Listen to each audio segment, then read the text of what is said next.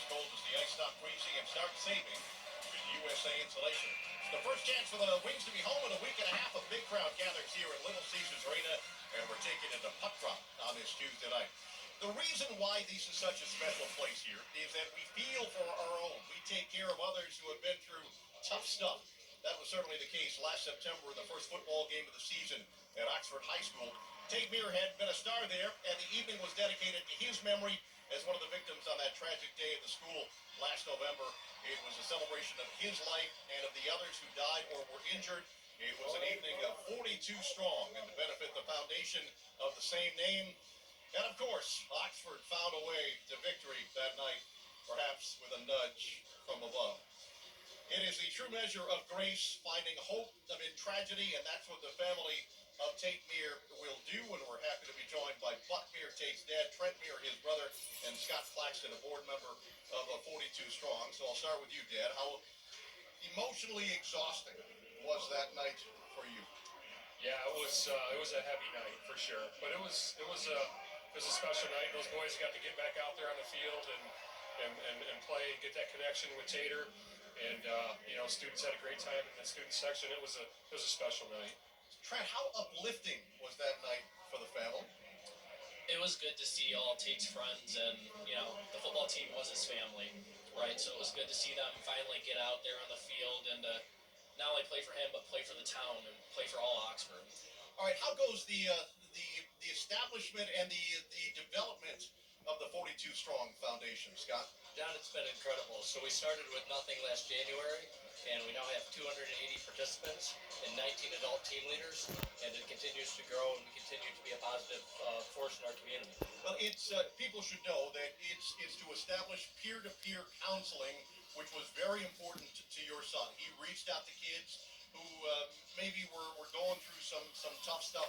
What did you see in him that made this the perfect foundation, the perfect effort to continue his legacy?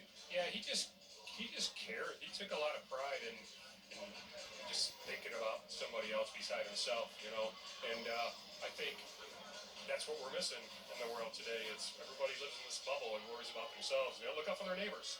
He was a football player and a wrestler, as I understand. Was he a hockey fan at all, Trent? Tate loved all sports. He definitely loved getting out on the ice with his friends during the winter. So he loved his sport as Red Wings. All right, there is a hockey game coming up in a couple of weeks at the Detroit Skating Club. Scott, why don't you take me through what's involved with that? I think it's very cool that the students get into this hockey game for free.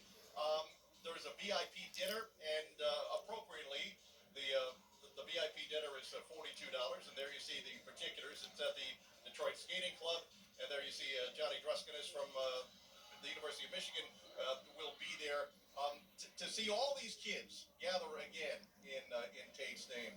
Scott? Trent would have more information on that than I would. All right. So we're just trying to do as many things as we can to get these kids together, right?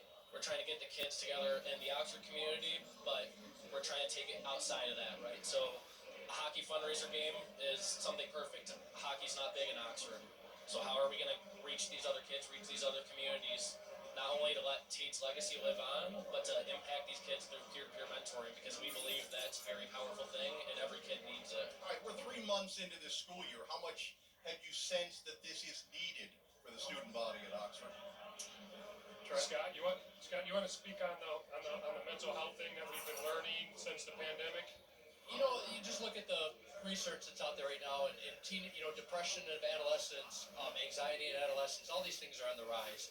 And one of the things that can combat that is social connections and community. And I think what we're doing at 42 Strong is building that sense of community, bringing people together, building supportive relationships. And I think in our community in Oxford, it's making a difference and continues to make a big difference. All right, if you have any questions or you have questions about ticket information for the hockey game on December 29th at the Detroit Skating Club, visit 42strongtate.org. As always, and especially this time of year, you have our continued thoughts and prayers along with the other families who were affected. Thanks, guys, for Thank you, appreciating it. John. Thank you. There is hockey here in our future tonight. The Wings and the Hurricanes are coming up. Yeah.